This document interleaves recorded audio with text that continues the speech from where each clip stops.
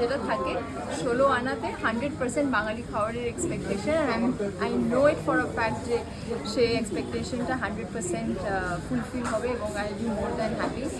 সেই হ্যাঁ, I am very proud যে 16 আনা বাঙালি আরেকটা, আপনি যেটা বললেন, আরেকটা আউটলেট করে ফেললো। তার মানে লোকে এত ভালোবাসা দিচ্ছেন তাদেরকে, তার মধ্যে আমিও একজন fan of their food, and খুবই হ্যাপি এরকম আরও ওরা অনেক সাকসেসফুলি আরও অনেক আউটলেট করুক, আর আমাদের খুব ভালো ভালো খাবারের উপহার দিন আমরা, যাতে খুবই যারা ফুডি, যারা খাবার ভালোবাসি, তারা ডেফিনেটলি পাশে আছি। খাল আম পড়া শরবত বেস্ট।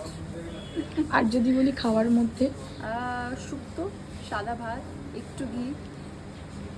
মানে এই গরমে তোমাকে যদি এরকম একটা কমফর্ট ফুড দেওয়া হয় তাহলে আর কিছু চাইছি না। একদম কিছু চাই না। আবার একটু মাংস, একটু লুচি দিয়ে একটু না হলে সেটা একটু মিস যাবে। এই আমার কোনো শেষ হবে না, আমি কিন্তু চালিয়ে যাবো, সেই রসগোল্লা পানে গিয়ে থামবো। এটাই বলবো, 16 আনা বাঙালি মানেই অথেন্টিক বাঙালি খাওয়া। এটা যদি খেতে হয়, পেতে হয়, জানেন কোথায় আসতে হবে। এখন তো চিনার পার্কেও হয়ে গেছে, so drop in the closest outlet of years. এই গরমে কি টিপস দেবে সবাইকে? এটা খুব ইম্পর্টেন্ট।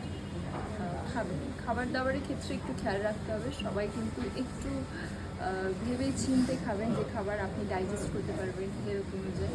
এবং বাঙালি খাবারের মধ্যে প্রচুর হেলদি খাবারও আছে। একটু আগে শুক্তোর কথা বলছিলাম, সেটা খুবই ভালো, মানে সিজনাল ভেজিটেবলস নিয়ে তৈরি হয়, ইটস ভেরি হেলদি, সেটা খেতে পারেন।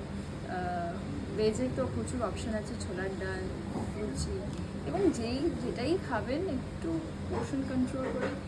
জানি আমরা একটু ইন্ডিয়ান, আমরা একটু বেশিই খেয়ে ফেলি, যতক্ষণ না একেবারে নড়তে পারি না ততক্ষণ পর্যন্ত আমরা খেয়ে যাই। কিন্তু এইটা একটু নিয়ম করে যদি কন্ট্রোল করা হয়, আমার মনে হয় আমরা সব কিছু আনন্দ করে খেতে পারি।